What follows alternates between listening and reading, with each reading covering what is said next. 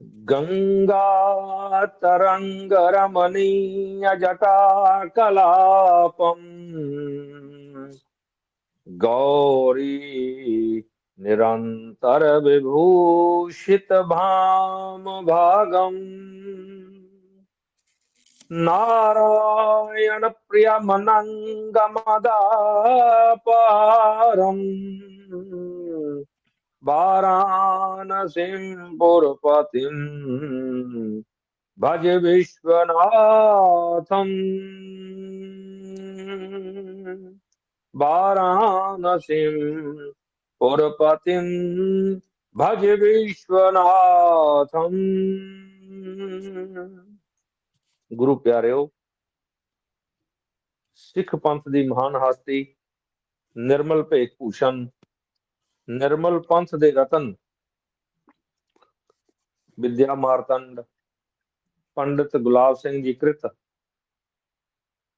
मोक्ष पंथ प्रकाश ग्रंथ दे प्रथम निवास दे ਆਪਾਂ 32वें ਸ਼ਲੋਕ ਨੂੰ ਸ਼ਰਵਣ ਕਰਨ ਜਾ ਰਹੇ ਹਾਂ। ਇਦੋਂ ਪਹਿਲਾਂ ਆਪਾਂ ਬ੍ਰਹਮ ਤੱਕ ਦੀ ਵਿਚਾਰ ਨੂੰ ਸ਼ਰਵਣ ਕੀਤਾ ਹੈ। ਹੁਣ ਸਿਧਾਂਤੀ ਦ੍ਰਿਸ਼ਟਾਂਤ ਦੇ ਕੇ ਦਿਖਾਉਂਦਾ ਹੈ। ਸਿਧਾਂਤੀ ਦੱਸਦਾ ਹੈ ਵੀ ਸਿਧਾਂਤ ਨੂੰ ਪ੍ਰਗਟ ਕਰਨ ਲਈ ਕਿਹੜੀਆਂ-ਕਿਹੜੀਆਂ ਚੀਜ਼ਾਂ ਚਾਹੀਦੀਆਂ, ਕੀ ਕਰਨਾ ਹੁੰਦਾ ਹੈ, ਉਹ ਸਾਰਾ ਇਸ ਗ੍ਰੰਥ ਦੇ ਵਿੱਚ ਅੱਗੇ ਵਰਣਨ ਆਏਗਾ। ਕੂਰਮ ਰੋਮ बिखे नहीं मान ब्रह्म अभेद में वेद प्रमाण त्वमसि जो वेद उचार लोकन के संदेह निवार। ग्रंथाकार बहुत ਵੱਡੀਆਂ ਬਾਤਾਂ ਇਸ ਸ਼ਲੋਕ ਵਿੱਚ ਕਹਿੰਦੇ ਨੇ। ਨਿਆਇਕ ਮਤ ਅਨੁਸਾਰ ਜੇ ਇਸ ਸ਼ਲੋਕ ਦਾ ਆਪਾਂ ਅਰਥ ਕਰੀਏ ਤੇ ਬੜਾ ਕਲਿਸ਼ਟ ਬਣਦਾ ਹੈ।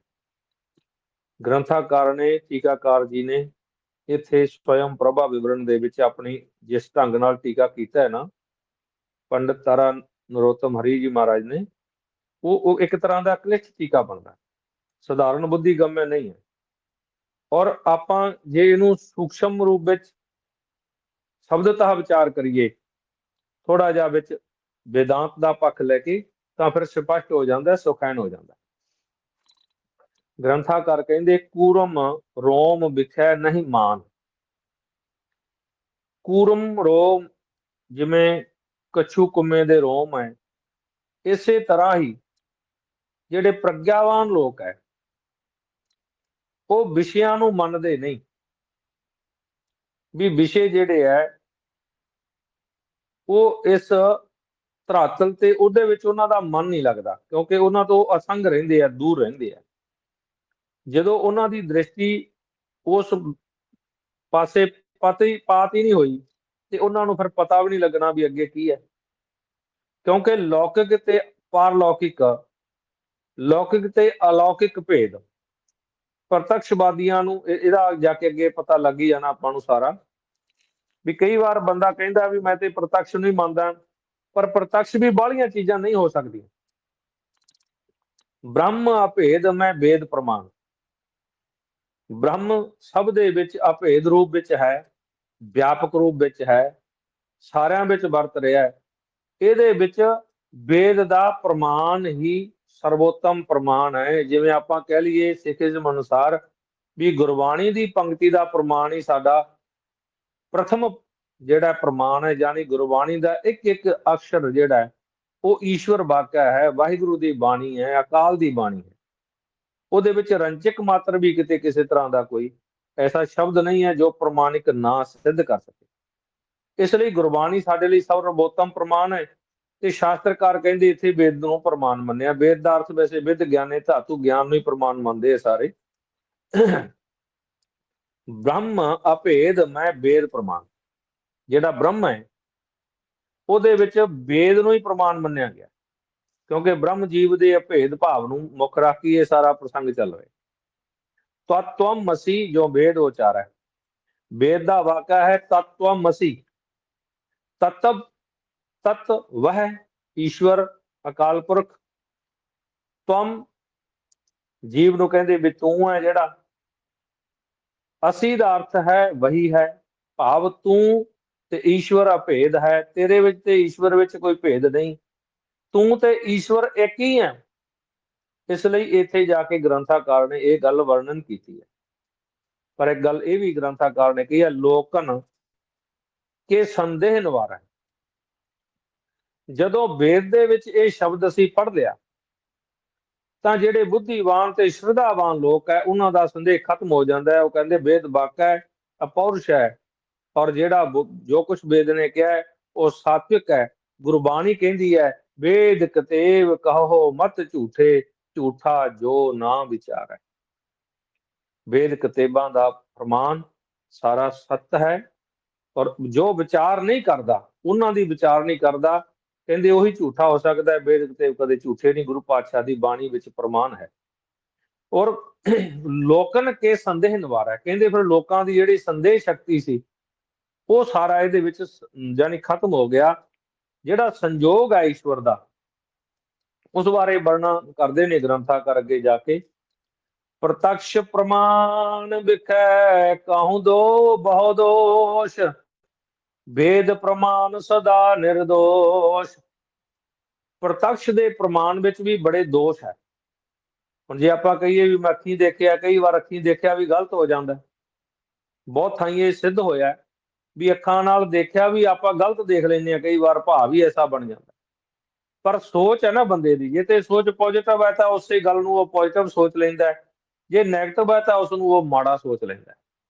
ਇਸ ਲਈ ਗ੍ਰੰਥਾਕਾਰ ਕਹਿੰਦੇ ਨੇ ਪ੍ਰਤਕਸ਼ ਪ੍ਰਮਾਣ ਵਿਖੈ ਬਹੁ ਦੋਸ਼। ਪ੍ਰਤਕਸ਼ ਪ੍ਰਮਾਣ ਦੇ ਵਿੱਚ ਵੀ ਬੜੇ ਦੋਸ਼ ਨੇ।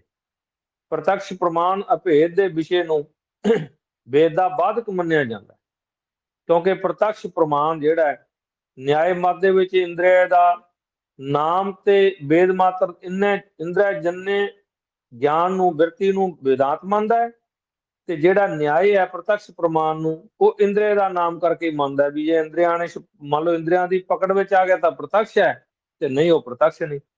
ਤੇ ਵੇਦ ਮਤ ਦਾ ਹੈ, ਵੇਦਾਂਤ ਮਤ ਦਾ ਇਹ ਹੈ ਵੀ ਇੰਦਰੀ ਜੰਨਿਆ ਬਿਰਤੀ ਦਾ ਵੀ ਨਾਮ ਹੈ ਜਿਹੜਾ, ਫਿਰ ਉਹ ਵੀ ਕਹਿੰਦੇ ਪਰ ਦੋਸ਼ ਨਿਆਏ ਹੈ। ਜੇ ਤੁਸੀਂ ਕਹੋ ਵੀ ਉਹ ਵੀ ਜਾਣੀ ਜਿਹੜਾ ਹੈ ਉਹ ਠੀਕ ਨਹੀਂਗਾ, ਕਿਉਂਕਿ ਇਹਦੇ ਵਿੱਚ ਵੀ ਦੋਸ਼ ਸੰਸ਼य ਦੇ ਵਿੱਚ ਦੋਸ਼ ਸੰਸ਼य ਵਿਪਰੀਆ ਪ੍ਰਮਾਣ ਪ੍ਰਮਾਦ ਤੇ ਇੰਦਰੀਆ, ਯਾਨੀ ਇਹ ਸਾਰਾ ਜਿਹੜਾ ਵੀ ਸਿਸਟਮ ਹੈ ਜਿੰਨਾ ਵੀ ਉਹਦੇ ਵਿੱਚ ਜੇ ਵੇਦਾਂਤ ਕਰਕੇ ਦੇਖ ਲਈਏ ਤੇ ਜੇ ਨਿਆਏ ਕਰਕੇ ਦੇਖ ਲਈਏ ਤਾਂ ਇਹਦੇ ਵਿੱਚ ਭੇਦ ਆ ਜਾਂਦਾ, ਯਾਨੀ ਅਲੱਗ-ਅਲੱਗ ਗੱਲਾਂ ਇਹ ਦੋਨਾਂ ਦੀਆਂ ਹੋ ਜਾਂਦੀਆਂ।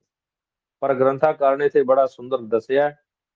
ਉਹ ਕਹਿੰਦੇ ਜਿਹੜਾ ਵੇਦਾਂਤ ਦਾ ਗਿਆਨੀ ਦਾ ਜਿਹੜਾ ਸੁਭਾਅ ਹੈ, ਗੱਲ ਕਰਨ ਦਾ ਢੰਗ ਹੈ, ਗਿਆਨੀ ਨੇ ਗਿਆਨ ਨੂੰ ਅਨੁਮਾਨ ਤੋਂ ਅਨੁਭਵ ਤੋਂ ਲੈਣਾ, ਤੇ ਜਿਹੜਾ ਦੂਸਰਾ ਬੰਦਾ ਹੈ ਉਹਨੇ ਜਿਹੜਾ ਉਹ ਅਨੁਭਵ ਤੋਂ ਨਹੀਂ, ਉਹਨੇ ਸ਼ਬਦਿਕ ਸ਼ਬਦਾਂ ਦੇ ਪਿੱਛੇ ਜਾਣਾ, ਸ਼ਬਦ ਦੇ ਪਿੱਛੇ। ਔਰ ਗਿਆਨ ਜਿਹੜਾ ਹੈ ਅਨੁਭਵ ਸਿੱਧ ਹੁੰਦਾ ਹੈ।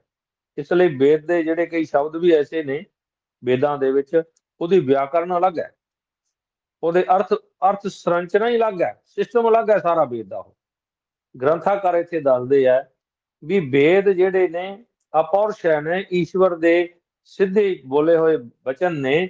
ਇਸ ਲਈ ਪ੍ਰਤੱਕਸ਼ ਪ੍ਰਮਾਣ ਦੇ ਵਿੱਚ ਦੋਸ਼ ਹੋ ਸਕਦਾ ਹੈ, ਪਰ ਵੇਦ ਦੇ ਪ੍ਰਮਾਣ ਦੇ ਵਿੱਚ ਕਦੇ ਵੀ ਦੋਸ਼ ਨਹੀਂ ਹੁੰਦਾ, ਉਹ ਸਦਾ ਹੀ ਨਿਰਦੋਸ਼ ਹੁੰਦਾ। ਇੱਥੇ ਵੇਦਾਂ ਦੇ ਵਾਕਿਆਂ ਨੂੰ ਸਿੱਧ ਕਰਨ ਦੀ ਗੱਲ ਚੱਲੀ ਜਾਂਦੀ ਹੈ। ਤਤਵਮਸੀ ਤਾਤੇ ਵੇਦ ਬਖਾਨੇ ਜੋਈ ਜੀ, ਸਾਚੋ ਅਰਥ ਬਖਾਨੋ ਪਛਾਨੋ ਸੋਈ। ਕਹਿੰਦੇ ਤਾਤੇ ਵੇਦ ਬਖਾਨੇ, ਜਿਹੜੀ ਗੱਲ ਵੇਦਾਂ ਦੁਆਰਾ ਉਚਰਿਤ ਹੈ, ਵੇਦਾਂ ਨੇ ਕਹੀ ਹੈ, ਉਸ ਗੱਲ ਨੂੰ ਕਿਸੇ ਚੀਜ਼ ਦੀ ਪ੍ਰਮਾਣ ਦੀ ਜ਼ਰੂਰਤ ਨਹੀਂ। ਕਿਉਂਕਿ ਵੇਦਾਂ ਦੇ ਵਿੱਚ ਜੇ ਕਿਤੇ ਆ ਵੀ ਗਿਆ ਵੀ ਦੇਹੋ ਆਮ, ਤਾਂ ਫਿਰ ਮੰਨ ਸਕਦੇ ਆਪਾਂ ਵੀ ਭਾਈ ਦੇ ਹੀ ਆ। ਜੇ ਉਹਨਾਂ ਨੇ ਕਿਹਾ ਅਹਮ ਬ੍ਰਹਮਾਸਮੀ, ਤੇ ਫਿਰ ਇਹ ਵੀ ਮੰਨਣਾ ਪਏਗਾ ਕਿ ਮੈਂ ਬ੍ਰਹਮ ਹਾਂ। ਇਸ ਲਈ ਵੇਦਾਂ ਦਾ ਜਿਹੜਾ ਵਾਕ ਹੈ ਉਹਨੂੰ ਤੁਸੀਂ ਤਿਆਗ ਨਹੀਂ ਸਕਦੇ। ਵੇਦ ਸੱਚ ਬੋਲਦੇ ਨੇ, ਵੇਦ ਸੱਚ ਦਾ ਨਾਮ ਹੈ। ਤਾਤੇ ਵੇਦ ਬਖਾਨੇ ਜੋਈ, ਜੋ ਵੇਦਾਂ ਨੇ ਬਖਿਆਨ ਕੀਤਾ, ਜੋ ਵਰਣਨ ਕੀਤਾ, ਸਾਚੋ ਅਰਥ ਪਛਾਨੋ ਸੋਈ, ਸੱਚੇ ਅਰਥ ਉਹੀ ਹੈ। ਪ੍ਰਤੱਕਸ਼ ਤੋਂ ਵੀ ਉੱਪਰ ਵੇਦ ਦੀ ਸ਼ਕਤੀ ਹੈ, ਵੇਦ ਦਾ ਸਰੂਪ ਹੈ। ਇਸ ਲਈ ਇੱਥੇ ਗ੍ਰੰਥਾਕਾਰ ਕਹਿੰਦੇ ਨੇ ਦੇਹ ਤੋਂ ਵੀ ਅਭਿੰਨ ਆਤਮਾ ਦੀ ਜਿਹੜੀ ਹੈ ਉਸ ਰੂਪਤਾ ਹੈ, ਜਾਣੀ ਦੇਹ ਦੇ ਨਾਲ ਇੱਕ ਸੁਰਤਾ, ਦੇਹ ਦੇ ਵਿੱਚ ਵੀ ਹੈ ਤੇ ਦੇਹ ਤੋਂ ਭਿੰਨ ਭਿੰਨ ਵੀ ਹੈ। ਇਸ ਲਈ ਜਿਹੜਾ ਐਸਾ ਸਰੂਪ ਹੈ ਆਤਮਾ ਦਾ, ਉਹ ਗ੍ਰੰਥਾਕਾਰਾਂ ਨੇ ਵਰਣਨ ਕੀਤਾ। ਸਾਚੋ ਅਰਥ ਪਛਾਨੋ ਸੋਈ, ਸੱਚੇ ਅਰਥ ਨੂੰ ਫਿਰ ਆਪਾਂ ਇਸ ਢੰਗ ਨਾਲ ਪਛਾਣ ਸਕਦੇ ਹਾਂ। ਤੇ ਉਸ ਨੂੰ ਪਛਾਣਨ ਦੇ ਲਈ ਵੇਦ ਵਾਕਿਆ ਦਾ ਮੁੱਖ ਕਰਤੱਵ ਹੈ, ਮੁੱਖ ਉਸ ਨੂੰ ਦੇਖਣਾ ਹੈ, ਉਸ ਦੇ ਅਨੁਸਾਰ ਹੀ ਅੱਗੇ ਅਨੁਗਮਨ ਕਰਦੇ ਚੱਲਦੇ ਜਾਣ। ਤਟਸਥ ਦੂਜਾ ਜਿਹੜਾ ਹੁਣ ਇੱਥੇ ਨਿਵਾਸ ਦਾ ਦੂਜਾ ਸਿਸਟਮ ਗ੍ਰੰਥਾਕਾਰ ਸ਼ੁਰੂ ਕਰਦੇ ਆ, ਉੱਥੇ ਗੱਲ ਚੱਲਦੀ ਸੀ ਜਿਹੜੀ ਪ੍ਰਮਾਣ ਦੀ ਚੱਲਦੀ ਸੀ, ਜੀਵ ਆਤਮਾ ਦੇ ਭੇਦ ਦੀ ਗੱਲ ਚੱਲਦੀ ਸੀ, ਅਭੇਦ ਦੀ। ਇਹਦੀ ਗੱਲ ਆਪਾਂ ਸਿੱਧ ਕਰਦੇ ਆਂ। ਹੁਣ ਇੱਥੇ ਜਿਹੜੀ ਹੈ ਇੱਕ ਸ਼ਲੋਕ ਆਪਾਂ ਪੜ੍ਹ ਕੇ ਫਿਰ ਸਮਾਪਤੀ ਕਰਾਂਗੇ, ਕੱਲ ਨੂੰ ਇਹਦਾ ਚੰਗੀ ਤਰ੍ਹਾਂ ਅਰਥ ਕਰਾਂਗੇ। वेद बरोधी बाध जो पाखे बहु प्रकार, तै जीवत बेदर्थ को सके न को निर्धार। ਗ੍ਰੰਥਾਕਾਰ ਕਹਿੰਦੇ ਵੇਦ ਵਿਰੋਧੀ ਬਾਦ, ਜੋ ਵੇਦ ਦੇ ਵਿਰੋਧ ਵਿੱਚ ਜਿਹੜਾ ਬਾਦ ਵਿਵਾਦ ਲੋਕ ਕਰਦੇ ਆ ਨਾ, ਭਾਖੇ ਬਹੁ ਪ੍ਰਕਾਰ ਨਾਲ ਉਹਦੀ ਗੱਲਬਾਤ ਚੱਲਦੀ ਹੈ। ਪਰ ਤਹ ਜੀਵਤ ਬੇਦਰਥ ਕੋ, ਕਹਿੰਦੇ ਜੀਵਤ ਵੇਦ ਦੇ ਅਰਥ ਨੂੰ, ਵੇਦ ਦੇ ਭਾਵ ਨੂੰ, ਵੇਦ ਦੇ ਉਸ ਸਿਧਾਂਤ ਨੂੰ ਸਕੇ ਨਾ ਕੋ ਨਿਰਧਾਰ, ਕਹਿੰਦੇ ਉਸ ਦੇ ਅਰਥ ਨੂੰ ਕੋਈ ਨਿਰਧਾਰਤ ਨਹੀਂ ਕਰ ਸਕਿਆ ਅੱਜ ਤੱਕ, ਜਾਨੀ ਨਿਰਾਧਾਰ ਨਹੀਂ ਕਰ ਸਕਿਆ। ਭਾਵ ਇਹ ਕਿ ਕੋਈ ਇਹ ਨਹੀਂ ਕਹਿ ਸਕਿਆ ਵੀ ਵੇਦ ਦਾ ਇਹ ਵਾਕ ਜਿਹੜਾ ਹੈ ਇਹ ਝੂਠਾ ਹੈ, ਇਹ ਵੇਦ ਨੂੰ ਅੱਜ ਤੱਕ ਕਿਸੇ ਨੇ ਕਿਹਾ ਨਹੀਂ। ਭਾਵ ਫਿਰ ਵੀ ਇਹ ਨਿਰਣੇ ਨਹੀਂ ਕਰ ਸਕਿਆ ਕਿਸੇ ਢੰਗ ਦੇ ਨਾਲ, ਵੇਦ ਜਿਹੜਾ ਹੈ ਉਹ ਅਖੰਡਿਤ ਹੈ, ਇਸ ਕਰਕੇ ਵੇਦ ਦਾ ਕੋਈ ਖੰਡਨ ਨਹੀਂ ਕਰ ਸਕਿਆ। ਇਹ ਵੀ ਗ੍ਰੰਥਾਕਾਰ ਦਾ ਇੱਥੇ ਨਿਰਣੇ ਹੈ। ਅੱਗੇ ਆਪਾਂ ਚੱਲ ਕੇ ਸਿਧਾਂਤੀ ਫਿਰ ਇਹਦਾ ਨਨੂ ਦੇ ਦੁਆਰਾ ਅੱਗੇ ਜਾ ਕੇ ਸਿਧਾਂਤੀ ਥੋੜੀ ਜਿਹੀ ਗੱਲ ਕਰੂਗਾ, ਫਿਰ ਨਨੂ ਉਹਦਾ ਕੁਐਸਚਨ ਕਰੂਗਾ, ਫਿਰ ਕੁਐਸਚਨ ਤੋਂ ਬਾਅਦ ਫਿਰ ਉਹਦੇ ਉੱਤਰ ਦਿੰਦੇ ਆਉਣਗੇ। ਇਹ ਢੰਗ ਦੇ ਨਾਲ ਜਾਨੀ ਪੂਰਵ ਪਕਸ਼ੀ ਤੇ ਸਿਧਾਂਤੀ ਸਾਰੇ ਆਪਸ ਵਿੱਚ ਚਰਚਾ ਇਹਦੀ ਡੂੰਘਾਈ ਦੇ ਨਾਲ ਚੱਲਦੀ ਜਾਏਗੀ, ਅੱਗੇ ਆਪਾਂ ਪੜ੍ਹਦੇ ਜਾਵਾਂਗੇ। ਅੱਜ ਦੀ ਇੱਥੇ ਸਮਾਪਤੀ ਗੁਰੂ ਪਿਆਰਿਓ। ਕੱਲ ਨੂੰ ਆਪਾਂ ਦੋਹਾ ਜਿਹੜਾ 34ਵਾਂ ਇੱਥੋਂ ਪ੍ਰਾਰੰਭ ਕਰਾਂਗੇ। ਸਤਨਾਮ ਸ੍ਰੀ ਵਾਹਿਗੁਰੂ।